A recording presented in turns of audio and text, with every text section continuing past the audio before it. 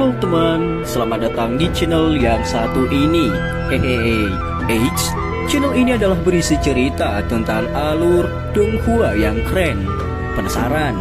Yuk segera langsung markiden, mari kita dengar. Tapi sebelum itu, jangan lupa like dan subscribe-nya ya. Battle Through to Heaven.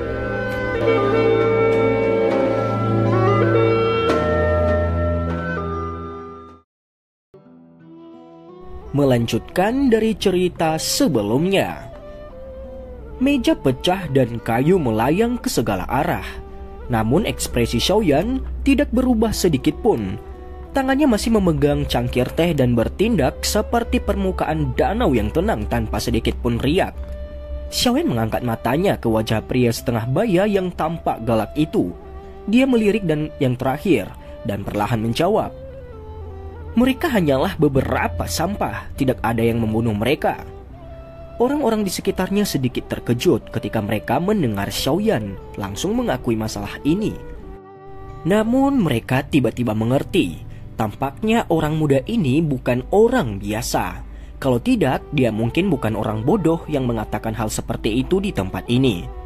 Kilatan sengit melambung pada tatapan kelompok pria besar Xiaoyan setelah mendengar Xiaoyan mengucapkan kata-kata ini. Sikap mereka sombong saat mereka menatap Xiaoyan. Dari kelihatannya, tampak seolah-olah mereka akan menghabisi yang terakhir menjadi beberapa potongan selama pria paruh baya memberi perintah. Anak muda, kamu benar-benar angkuh. Seperti yang kamu katakan, sebagian besar dari mereka yang memiliki kekuatan lemah adalah sampah dan membunuh mereka bukanlah apa-apa. Sayangnya, ada keponakanku yang mengecewakan di antara kelompok sampah itu. Mengapa kamu tidak memberitahuku bagaimana menyelesaikan masalah ini? Ucap pria parubaya itu. Wajah pria parubaya itu gemetar saat dia berbicara dengan suara yang dingin dan padat yang dipenuhi dengan niat membunuh yang tidak disembunyikan. Xiaoyan mengangkat matanya sedikit ketika dia mendengar ini. Sambil meneguk secangkir teh, dia berkata, "Bahkan jika aku tahu sebelumnya, aku pasti tidak akan menahan diri," ucap Xiaoyan. Keributan terjadi di sekitar segera karena kata-kata Xiaoyan. Pada saat yang sama, kata-katanya menyebabkan ekspresi pria parubaya itu di depannya berubah menjadi suram. Dalam kerusuhan manusia, dia perlahan menjadi lebih tenang. Dengan tetap tenang dalam situasi seperti itu, pria parubaya itu berpikir Xiaoyan memiliki kekuatan yang sangat besar atau ada faksi besar di belakangnya. Pria parubaya itu menekan luapan niat membunuhnya di dalam hatinya saat pikiran ini muncul. Tatapannya perlahan menyapu Xiaoyan dan dia berbicara dengan suara yang gelap dan dingin. "Pemimpin geng Kuisa dari geng Kui Serigala. Bocah, jika kamu bisa memberitahuku faksi di belakangmu yang bahkan aku takuti, aku akan mengakui kekalahanku hari ini," ucap Kuisa. "Tidak perlu menyelidikinya. Tenang, kami bertiga sendirian dan di belakang kami tidak ada faksi. Oleh karena itu kamu tidak perlu khawatir." Xiaoyan tersenyum dan menjawab setelah mendengar kata-katanya. Tawa segera meletus dari aula besar ketika kata-kata Xiaoyan terdengar. Sudut mulut Kuisa bergetar di bawah tawa mengejek seperti itu, dan niat membunuh di matanya melonjak. Tubuh Kuisa tiba-tiba bergerak saat niat membunuh di hatinya melonjak. Dia mengangkat kakinya dan melemparkannya ke arah kepala Xiaoyan. Sikap jahat Kuisa di mana dia menyerang sesuka hatinya menyebabkan cukup banyak orang mengeluarkan teriakan. Itu memang seperti yang rumor katakan, dia adalah penggiling daging yang handal. Xiaoyan bahkan tidak mengangkat matanya saat menghadapi serangan dahsyat Kuisa ini. Tangan kanannya dengan lembut berayun keluar dan langsung bertabrakan dengan kaki kanan Kuisa. Tubuh Xiaoyan bahkan tidak bergerak sedikit pun, namun kursi yang dia duduki tiba-tiba hancur menjadi bubuk. Di sisi lain, Kuisa mengambil beberapa langkah mundur dan kekuatan kedua belah pihak segera terlihat jelas segera pertukaran singkat ini. Bocah ini sebenarnya adalah ahli Do Huang. Pertukaran singkat ini telah mengungkapkan kekuatan Xiaoyan. Sekumpulan kejutan melonjak di mata semua orang di aula. Bukannya tidak ada ahli Do Huang di wilayah sudut hitam ini. Hanya saja, hampir tidak ada kekuatan yang semudah Xiaoyan. Jika dilihat yang sebelumnya mencapai kelas Do Huang, semakin besar bakat dan potensi pelatihan orang itu. Orang bermata tajam akan tahu seseorang yang berusia Shaoyan, dia pasti akan memiliki kesempatan untuk menjadi elit Douzong di masa depan jika dia diberi cukup waktu. Haruskah dia diberkati dengan keberuntungan yang cukup? Itu tidak mustahil baginya untuk bahkan menjadi seorang elit Douzun. Wajah Kuisha yang telah menstabilkan tubuhnya juga mengungkapkan ekspresi kaget. Dia tidak pernah berharap Shaoyan adalah ahli Do Huang di kelas yang sama dengannya. Selain itu, dari pertukaran sebelumnya, tampaknya tingkat Shaoyan bahkan sedikit lebih tinggi darinya. Kuisha mengalami kesulitan merasakan kekuatan sejati Shaoyan, mengingat kekuatan bintang 3 Do Huang Shaoyan. Itu karena kelasnya yang membuatnya menjadi sombong dengan kata-katanya sebelumnya. Aku benar-benar buta kali ini. Kuisha menarik nafas dalam-dalam dari udara dingin di dalam hatinya. Pada saat ini, niat membunuh sebelumnya seperti telah dipercik air dingin. Ketika dia menerima berita sebelumnya, dia dikuasai oleh kemarahan dan memimpin orang-orangnya tanpa menyelidiki lebih lanjut. Namun kekuatan pihak lain sebenarnya semenakutkan ini. Ekspresi Kuisha berganti-ganti antara hijau dan putih di bawah banyak tatapan. Pikiran cepat terbang melalui hatinya. Sesaat kemudian, dia menarik aura ganas dari tubuhnya dan menangkupkan tangannya ke arah Shaoyan. Dia berbicara dengan suara yang dalam. Aku akui aku tidak cocok denganmu. Aku akan mengingat dendam ini dan akan memaksa kamu membayarku di masa depan, ucap Kuisha. Setelah mengatakan ini, dia melambaikan tangannya dan memimpin orang-orangnya pergi dengan cara yang agak menyedihkan. Namun, Shaoyan tiba-tiba berbicara setelah Kuisha membalikkan tubuhnya. Apa yang pemimpin geng Kuisha melakukan? Kamu menyerang seseorang sesuai keinginanmu dan pergi sesukamu? Masih ada beberapa hari tersisa sampai lelang dimulai. Jika dia ingin mendapatkan keheningan selama periode waktu ini, dia perlu mengungkapkan beberapa keterampilan. Karena Kuisha telah mengambil inisiatif untuk membebaskan dirinya, wajar Shaoyan tidak akan membiarkannya pergi sesukanya. Akan sangat sia-sia jika dia melepaskan orang-orang semacam ini yang telah menyerahkan dirinya untuk menunjukkan kekuatannya. Tubuh Kuisha terdiam. Dia melihat Shaoyan dan menemukan mata kedua sama-sama berkedip dengan niat membunuh. Apa yang kamu inginkan? Ini adalah area dari Sekte Kaisar Hitam, kata Kuisha. Ekspresinya sedikit berubah ketika dia merasakan niat membunuh di mata Shaoyan. Terima 3 pukulan darinya. Kamu dapat pergi jika kamu berhasil. Jika tidak, kamu akan mati. Shaoyan menunjuk ke arah Ziyan di sampingnya saat dia berbicara dengan suara samar. Ziyan awalnya sedikit kaget ketika dia melihat jari Shaoyan menunjuk ke arahnya. Segera setelah itu, ekspresinya menjadi semangat. Karena aksi Shaoyan itu, banyak tatapan yang mengikuti jarinya dan menoleh. Ekspresi aneh langsung melonjak di wajah mereka ketika mereka melihat itu adalah Ziyan yang mirip ukiran batu giok yang lucu. Orang ini sebenarnya meminta gadis kecil untuk menyerang Kuisha. Kuisha juga tertegun untuk beberapa saat karena ini. Kemarahan melonjak di dalam hatinya saat dia tertawa. Aku dapat menerima 3 pukulan ini darimu.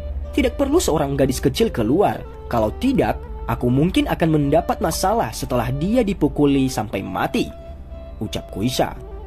Shaoyan mengabaikannya dan dia menoleh dan berbicara dengan senyum ke Ziyan.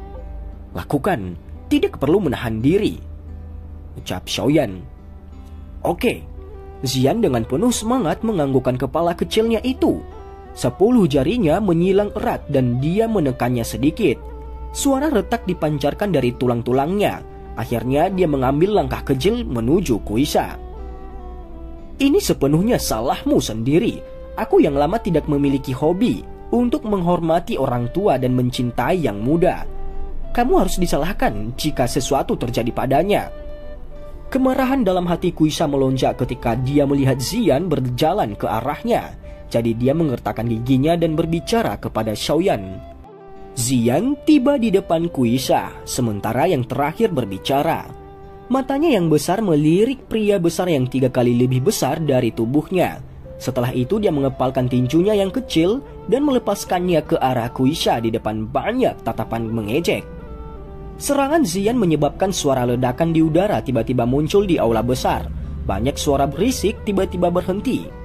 Wajah Kuisha langsung berubah saat suara dentuman sonik muncul. Daoki dalam tubuhnya melonjak keluar pada waktu yang hampir bersamaan.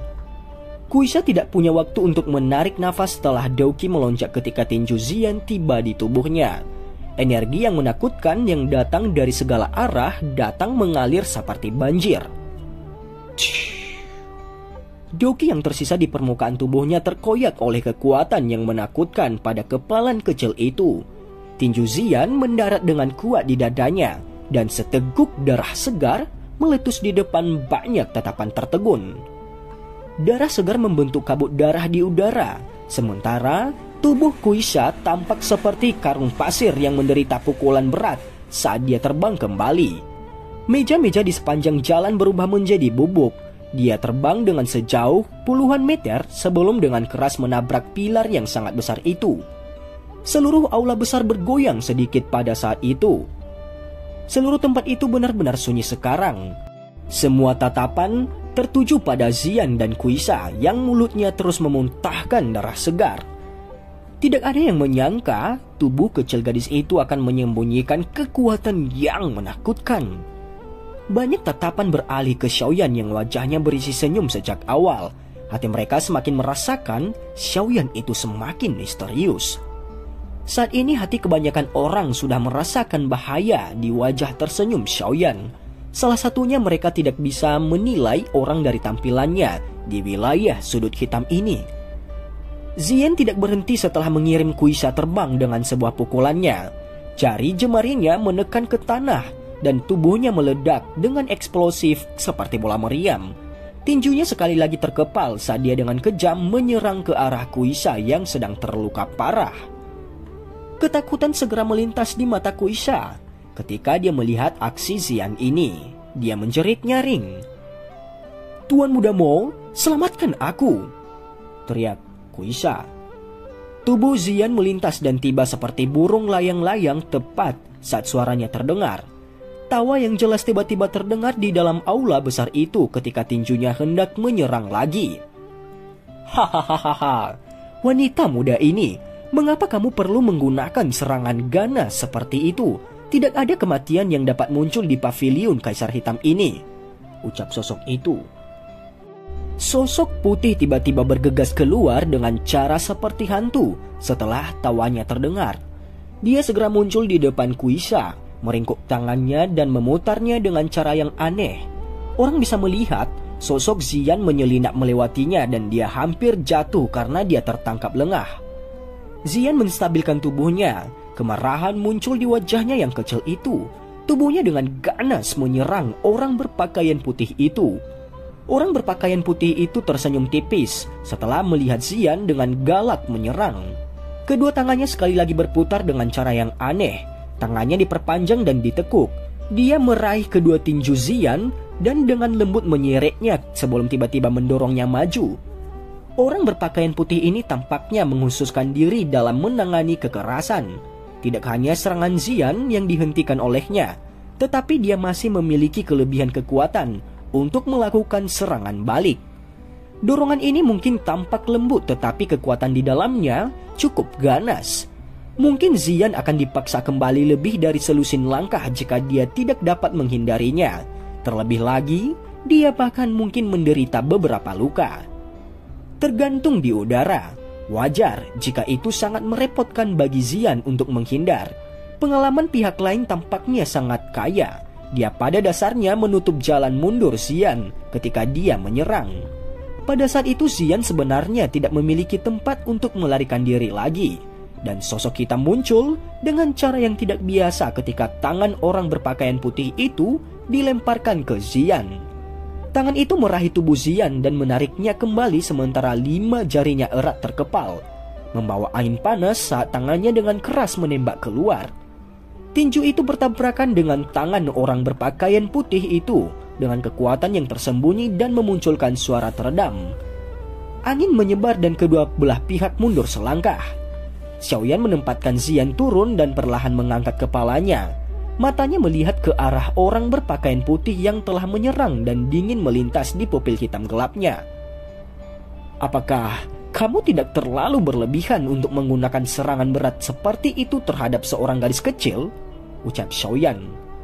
Orang berpakaian putih yang muncul di depan Kuisha memiliki penampilan seseorang yang masih sangat muda. Dari tampilannya, dia sekitar 26 hingga 27 tahun.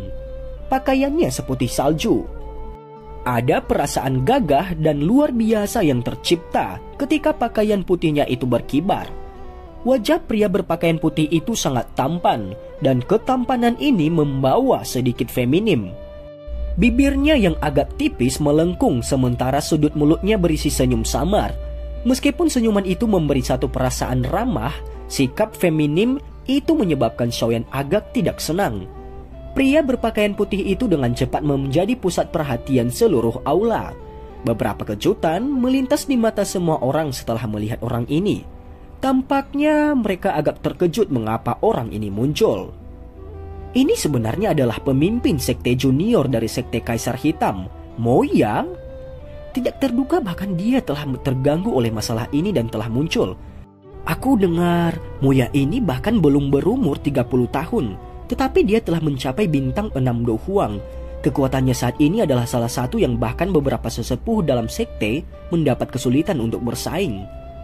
Bahkan perhatian yang menakutkan, dikabarkan ada harapan besar baginya dalam sekte Kaisar Hitam. Sangat mungkin orang ini memiliki peluang yang sangat bagus untuk mencapai kelas Douzong. Ucap percakapan pribadi di sekitar itu. Sebuah pikiran melintas di hati Xiaoyan tepat ketika percakapan pribadi terdengar di sekelilingnya. Dia menyipitkan matanya dan melihat pihak lain. Hatinya terkejut. Selain orang yang datang untuk menjemput Shun dari Akademi Jianan, sepertinya orang ini adalah ahli termuda Do Huang yang dilihat Xiaoyan. Tentu saja Lin Xiuya, Lin Yan, dan Liu Qing juga memiliki bakat pelatihan yang bagus. Meskipun mereka bertiga belum mencapai kelas Do Huang, usia mereka sedikit lebih muda dari pria berbaju putih di depannya itu. Tidak ada yang bisa menjamin apakah mereka akan maju ke kelas Do Huang dalam beberapa tahun. Tapi jika seseorang benar-benar membuat perbandingan, bakat mereka tidak akan jauh lebih lemah daripada orang ini di depannya. Namun tidak peduli bagaimana orang mengatakannya, siapapun yang mampu mencapai kelas Do Huang pada usia ini, pasti itu adalah jenius sejati.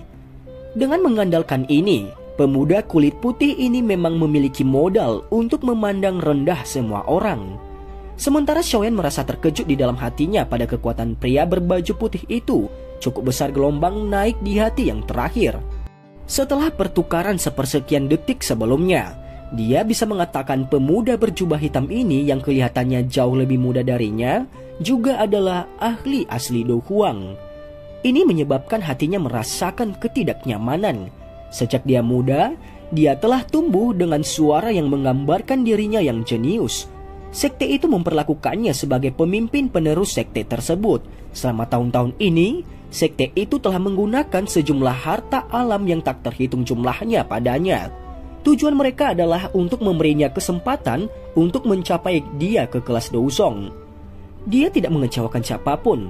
Setelah dia diberi banyak harta alam, dia berhasil maju ke kelas Do Huang sebelum dia berumur 30 tahun. Mencapai kelas Do Huang sebelum dia berusia 30 tahun adalah masalah yang paling membuat Moya bangga. Ini karena para sesepuh di sekte itu setidaknya berusia 40 hingga 50 tahun sebelum mereka mencapai kelas Do Huang. Potensi mereka untuk terus tumbuh jauh lebih rendah darinya. Namun, kebanggaan di hatinya telah mengalami pukulan untuk pertama kalinya hari ini. Pemuda berjubah hitam di depannya jelas jauh lebih muda darinya. Namun kekuatan yang sebelumnya telah terungkap selama pertukaran sebelumnya jelas tidak jauh lebih lemah darinya. Perbandingan semacam ini menyebabkan dia menderita sedikit kemunduran. Tentu saja perasaan semacam ini hanya berlangsung sesaat sebelum dengan cepat ditekan oleh Moya ke dalam relung hatinya. Mampu mencapai kelas Do Huang di usia yang begitu muda itu membuktikan kesantunannya. Itu cukup sulit untuk beberapa faktor eksternal menyebabkannya fobia atau rintangan.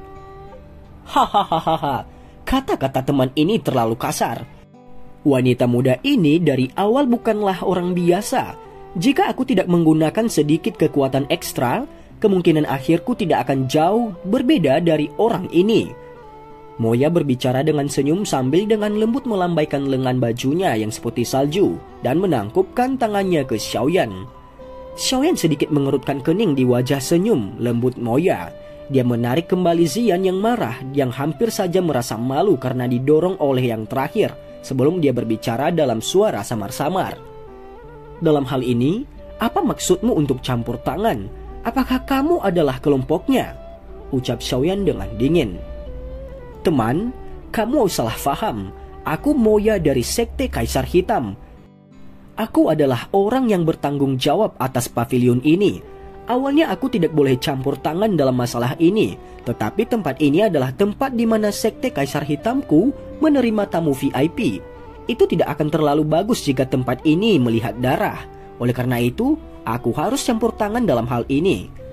Moya tersenyum sambil menjawab Xiaoyan.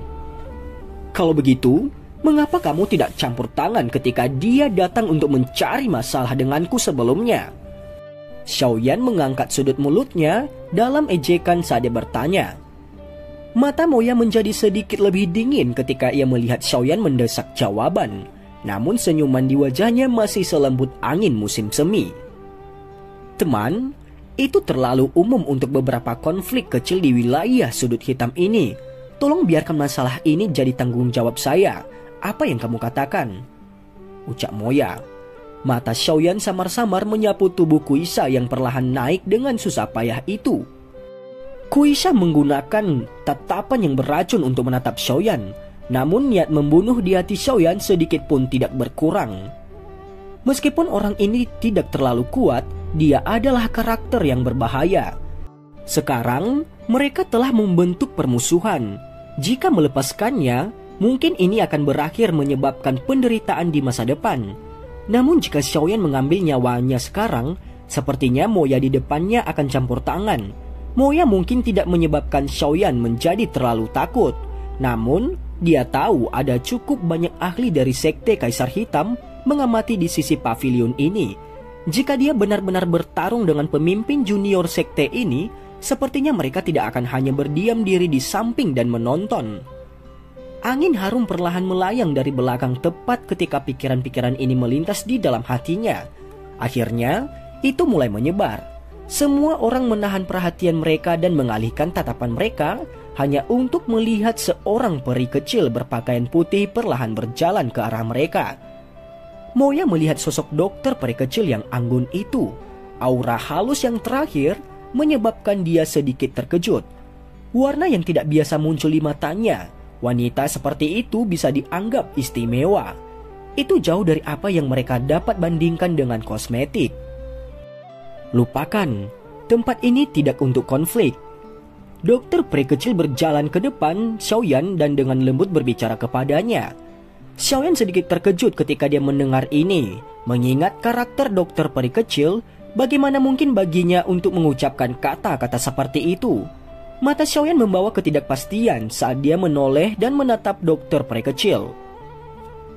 Anggap dirimu beruntung. Sebelum kamu menemukan masalah dengan seseorang lain kali, akan lebih baik jika kamu menyelidikinya dengan jelas untuk menghindari kamu tidak terkena tombak orang lain. Xiaoyan tampaknya telah memahami sesuatu setelah melihat cara dokter peri kecil itu. Dia mengangguk sedikit dan berbicara pada Kuisha yang bermata racun itu dengan senyum dingin. Sudut mata Kuisha bergetar saat dia mendengar kata-kata Xiaoyan. Kejahatan di matanya tumbuh bahkan lebih padat. Hahaha, terima kasih banyak Nona karena telah menyelesaikan masalah ini. Moya sedikit tersenyum dan menangkupkan tangannya ke arah dokter peri kecil. Dokter peri kecil hanya meliriknya dengan acuh tak acuh saat menghadapi sikapnya yang sopan itu. Setelah itu dia menarik tatapannya dan menurunkan matanya. Moya sedikit terkejut setelah diabaikan oleh dokter peri kecil itu. Dia langsung merasa malu. Itu adalah pertama kalinya dalam bertahun-tahun dia telah menerima perlakuan semacam itu dari seorang wanita. Semakin banyak masalahnya, semakin besar kekuatan detak jantungnya. Bolehkah aku tahu nama teman ini? Kamu bisa datang dan mencariku jika kamu menghadapi masalah di masa depan.